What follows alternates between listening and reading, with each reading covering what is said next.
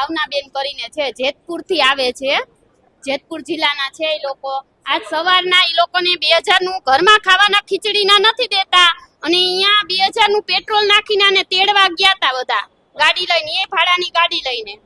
નકર આ લોકો આવવા તૈયાર નહોતા. તો એવું તો શું નડતર હોય કે 2000 રૂપિયા દઈને અને તેડવા જવા પડે? આપણે કામ ધંધા કરી તો કાઈ ના નડે. ઈ લોકો કે તમને ઈ કે શું કે જીવ અંદર તમારો રહી ગયો છે, પેલું છે તમારે માગું આવ્યું ને એનો જીવ કે તમારી અંદર રહી ગયો છે, એવું બને કોઈ દી કોઈ નહીં. તો એવી ફરમાઈશ કરી અને અત્યારે 5000 રૂપિયા લેવા આવ્યા હતા અમારી ઘરે આ લોકો. અત્યારે ભભૂતિ પાવાનું કીધું એને મને. સવારના ધડ કરતા હતા, આજુ મારી નોકરી મેકીને આખો દિવસ એ લોકો વાહે ખોટી થઈ છે. અગાઉ પણ આની પહેલા આ લોકોએ આવું જ કર્યું છે. આની પહેલા એક ભૂ આવ્યો હતો જેને ઈ મારા મોટા નણંદ છે ને એની ઘરે આવતો અને ત્યારે એ લોકો આવી રીતના એને ટોર્ચર કરતા. બધું ઈ લોકો દોરા બાંધતા કે દોરો ટાઈટ થઈ જાય તો તમારી અંદર બેલી વિદ્યા છે ને ઓલું છે ને એવી રીતના ઈ ભૂવો કરતો. આ સસરાવાળા પક્ષના કરે છે. આ 5મી વખત તો અમે માધવિયામાં કેસ કરવા હું આવી હતી. અમારા લવ મેરેજ છે તો એમને એટલું સમજાય કે આપણે કોકની દીકરીને લઈવા છીએ તો વ્યવસ્થિત રીતે રાખી. આ ફરમાઈશના લીધે આપણું ઘર ના તોડાય.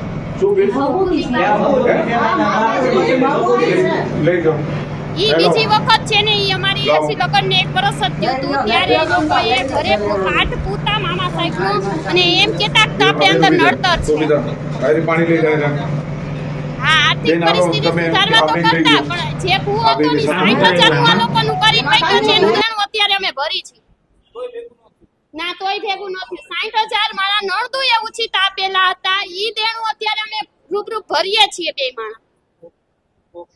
રાજકોટ જિલ્લાના જેતપુર તાલુકાના વીરપુર પાસે જેપુર ગામમાં છેલ્લા 20 વર્ષથી ઘરમાં દશામાના માતાજીનો મઢ રાખી અને ભૂઈમાનું કામ કરતા ભાવનાબેન ધીરુભાઈ મકવાણા કે જેઓ લોકોને ખાસ કરીને કોઈ પણ ઉપચાર સંબંધી ભભૂતિ આપતા હતા, અબીલ ગુલાલ કંકુ આપતા હતા, કોઈને નડતર હોય, કોઈને કોઈ કરી નાખ્યું હોય, દૂર કરવાનું કામ કરતા હતા.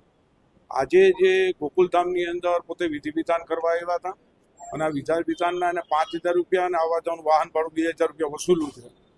આ બેન સંબંધી અમને માહિતી મળતા અને જે પીડિતા છે રાધિકા એને છેલ્લા 5 ભુવાઓએ આ રીતે ત્રાસ આપ્યો છે. અમાનુષી ત્રાસ આપી અને બાથરૂમમાં સ્નાન પણ ભુવાએ કરાવેલું છે. તો આ બધું ખોટું થાય છે અને નવા કાયદા પ્રમાણે ગુનાને પાત્ર થાય છે.